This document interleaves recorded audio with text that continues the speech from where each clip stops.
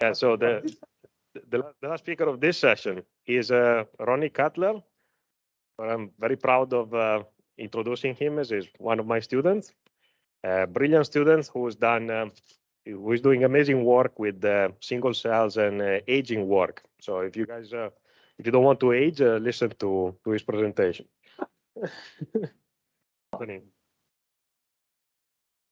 Very good, thank you. Okay, you guys can see the slides and not the presenter mode. Yeah, and also your webcam now works perfectly. So you're good to go.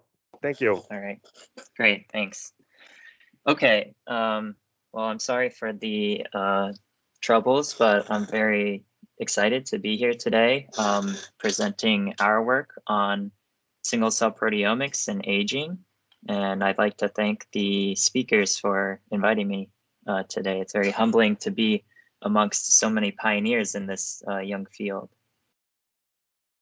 So as I mentioned, we're primarily interested in studying aging, and here I'm showing what are called the 9 hallmarks of aging that have been proposed almost a decade ago, which basically gives researchers a framework of how to study aging and its causes. For example, you have genomic instability or telomere attrition, which might not be, or which might be things that you've heard of before. But even though we have evidence that, say, each one of these 9 hallmarks actually contributes to aging, we still don't have a clear picture of if there's any hierarchy in these hallmarks, or in other words, could we boil down aging to just a few fundamental processes? So as DNA is the primary template for cellular function, it might not come as a big surprise that DNA damage, as shown here, it has a critical role in the aging process. And in fact, I'm really showing this figure because here it's showing how these authors in this review give examples of how DNA damage can actually drive all those hallmarks of aging that I just showed you in the last slide. And in particular, unrepaired DNA damage creates genomic instability in the form of irreversible mutations. And in my labs, we focus on the role of genomic instability and how it might play as the primary cause of aging. So as I said, we study genomic instability, and we do this by studying somatic mutations, which are mutations found in somatic cells. And here I'm showing you some data that we've collected in the VIG lab over the past couple of years, looking at single nucleotide variants and how they increase during age in different tissue types, as well as insertions and deletions and how they're increasing during aging in different tissue types in humans. So it's clear, and then there's a flurry of other studies on somatic mutations that are coming out that are showing that these increase with age. But now the big question is, what are the consequences of this increasing genomic instability during aging? So our hypothesis is that genomic stability during aging may cause dysregulation of regulatory networks that are required for cells to maintain homeostasis and possibly their identity. And so here, to give an example of that, I'm showing a gene regulatory network that's based on a T cell activation network. And here I'm showing during aging, you have random mutations that might start to accumulate. And while some of them might be benign, others might actually hit important, say, regulatory regions, and then they might start interfering with this regulatory network. And then perhaps once enough damage accumulates here, you might actually get a physiological effect. In this case, it might be a blunted response of T cell activation, which is a known aging hallmark.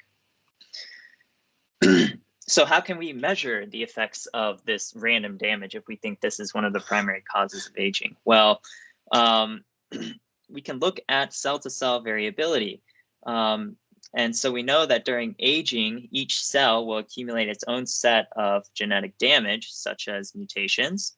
And if we look at the bulk level, we would simply miss all these really cell-specific changes.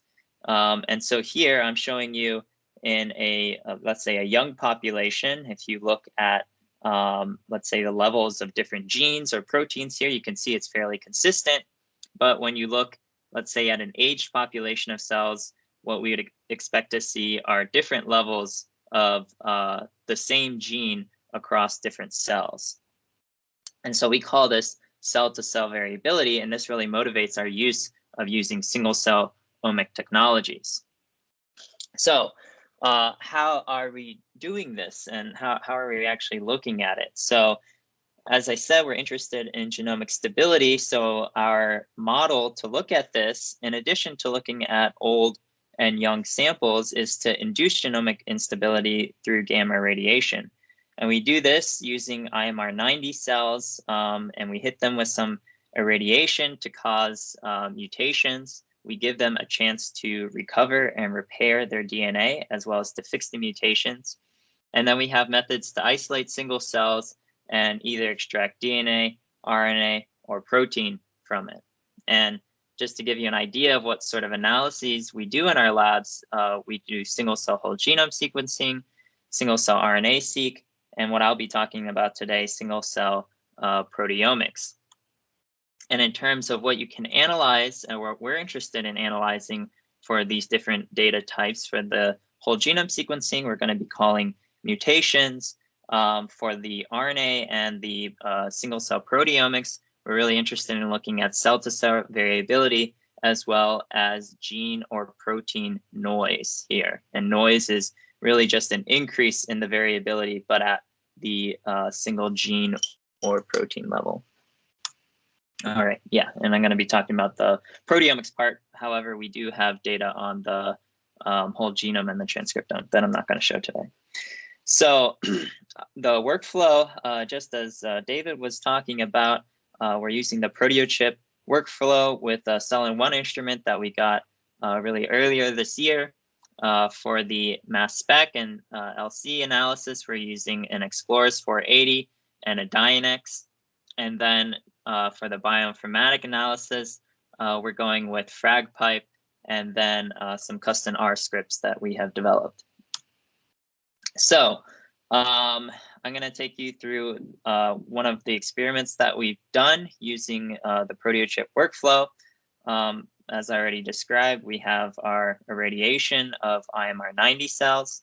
And what we wanted to do, just to confirm that there is an effect on irradiation, is to phenotype them. And here we're looking at apoptosis. And not surprisingly, you can see increasing apoptosis with irradiation even after recovery. And to confirm that this is actually inducing somatic mutations, we did single-cell whole genome sequencing, looking at either the singular nucleotide variants or the insertions and deletions. And you can see, while there wasn't really a significant increase in the singular nucleotide variants, we did have a large increase in the insertions and deletions, which makes sense because gamma irradiation is known to be a big inducer of double-strand breaks. So now to dig into the proteomics data, when we did the single-cell proteomics, we always are running a bulk proteomics as a control. And so here I'm showing you the overlap between our single-cell proteomes and our bulk proteomes, which is expected, as well as the correlation between the two of them. And so when we look at our single-cell proteomics data and we cluster them using principal component analysis, we can see that each one of the conditions are clustering together. We quantified around 400 proteins here. And then you might actually start to notice that there seems to be an increased variability in the irradiation condition, which was quite interesting to us.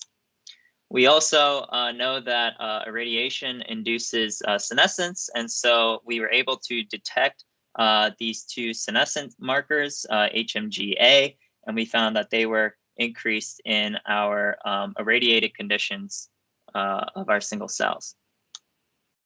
All right, so yeah, now to actually look at variability, which is the main thing that we're interested in, because as I mentioned, this sort of random damage is going to affect cells differently. So our expectation is that it's going to create increased variability. And that is exactly what we're seeing here. We measure variability by looking at the pairwise distances basically between all these different cells in Euclidean space. But then you might say, okay, what if the variability is influenced by an increase in or a decrease in the total abundance levels? Well, if you actually remove all the differentially abundant proteins, now you can see that there are distinct clusters of the two groups of cells. Here I'm using basically the 50 most stable proteins. But if we still measure cell-to-cell variability, we still see that there is an increase in variability in the irradiated group, which really suggests that this is not due to, let's say, a differential abundance or upregulation, that there is an increase in variability between these two groups, quite possibly due to random damage. Okay, so if we want to dig even deeper and look at the actual proteins that are being affected here, here I'm showing you, again, these are the most stable, these are the top 50 stable proteins in each of these groups. Here, each row represents a protein and each column a cell here. And I'm really showing this heat map to illustrate so that you can actually see for each protein how variable it is in the irradiated group compared to the control group. And we can actually quantify this more formally using a coefficient of variation, and we see that this is increased in the irradiated group. So this is what we have for this experiment, and this was very exciting to us because it's sort of confirming to us, we've seen this in single cell RNA sequencing data, but we had no idea whether this would be translated to proteins. And so we're very excited to see this. And now we are performing experiments to look at this same thing in aging T cells, as well as other mutation accumulation experiments. And just to bring home the point of this variability, this is really important to us because it also might be linked to things such as a loss in cell identity or a loss in regulation of protein networks, which might be one of the primary causes of aging. So to sort of switch gears here, I'm going to talk about now the development of a single cell method to measure histone PTMs, because in the Sodoli lab, we really specialize in analysis of histone PTMs. And so we wanted to also look at this in single cells, especially in aging single cells, as people have used CyTOF before to look at histone PTMs in aging cells, and they find that the variability is increasing during aging. So we at least want to replicate that and then extend it further, because with histone PTMs using mass spec, let's say, instead of antibodies, it's much less biased. You can look at many more PTMs with a higher throughput. So this is our workflow to look at single cell histone PTMs. We're using the Cellin1 to isolate cells into 384 well plates. Then this is really the tricky part here, because with the histone PTM workflow, we have to derivatize these histone peptides here. So because they are full of lysines, and so we don't want them to get chopped up into too many small pieces. So we derivatize it, and then we also derivatize the N-terminal tails to give them better liquid chromatography properties. And we're also using a DIA method here, and this improves the consistency. However, we're not able to multiplex with this, so this is really a label-free method at the moment. And then we, Simone has developed software to automatically analyze this data as well.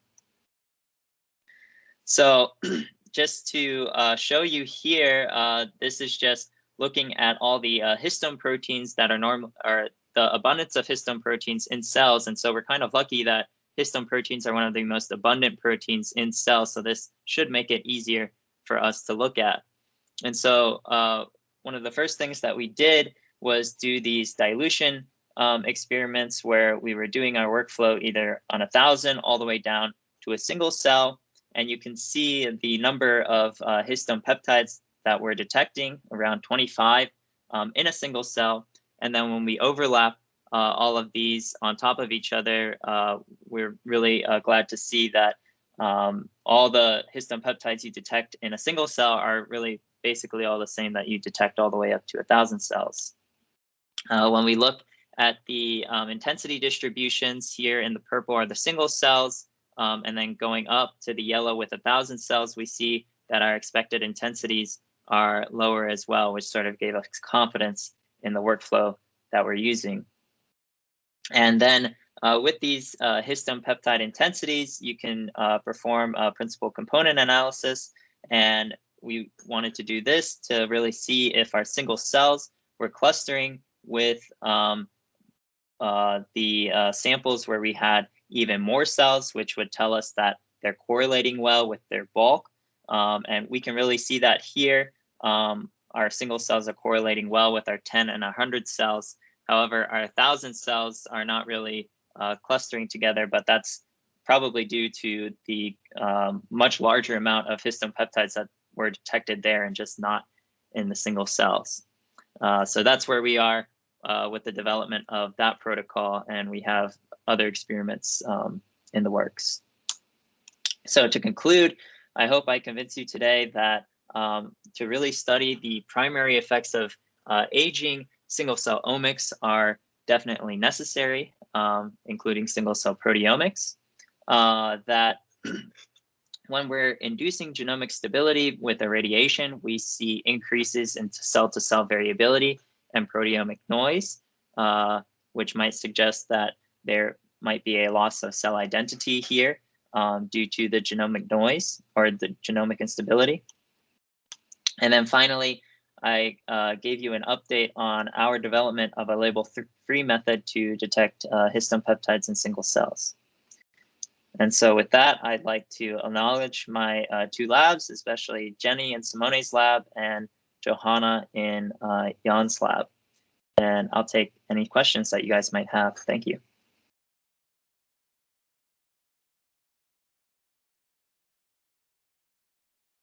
Thank you very much for your talk. Question? Please go ahead.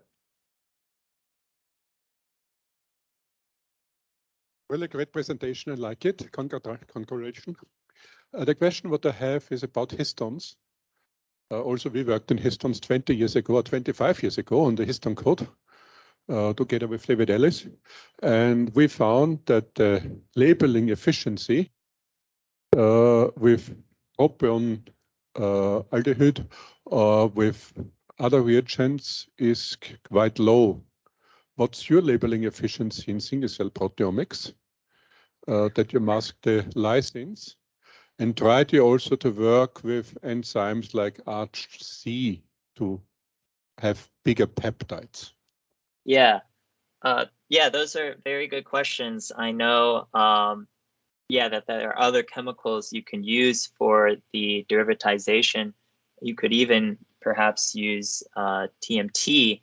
I actually have not looked at the labeling efficiency of our data. I will definitely need to do that. I do that regularly for the single cell proteomics for the TMT labeling efficiency. But I can't comment on the ARCH-C. So yeah, I know that ARCH-C will not cut at lysines, although I have read that it can be a little messy sometimes. But we did try to use ARCH-C so that we could skip the initial round of derivatization. However, the results, they weren't that good for us. And I think that was due to sort of the messiness of the cutting of ARCH-C. Thank you. Probably you have to play with the conditions of the digest. Yeah, the pH. We had the problem, and if we change some digest conditions, it's helped. Okay, yeah, that's good. That's good to know. Thank you.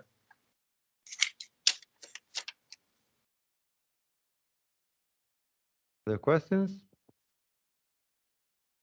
Actually, I have one. I'm curious about those 61 proteins that were identified in single cell samples only and not, if I got it right.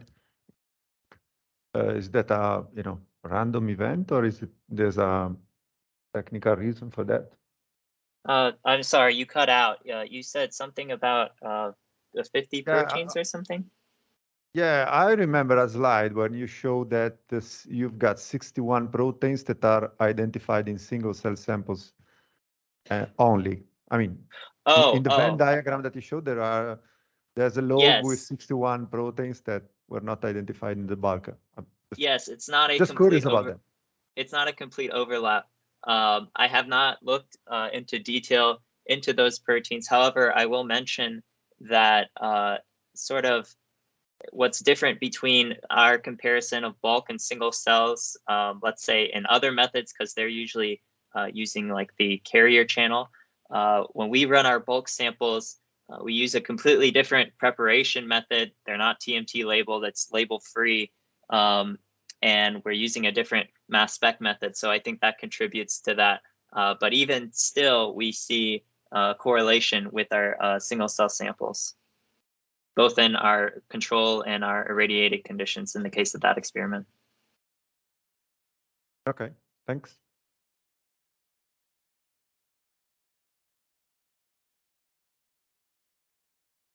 That's all with the questions? I think so. Yep. No further questions. Thank you very much again. Thank you, Ronald. Ronnie.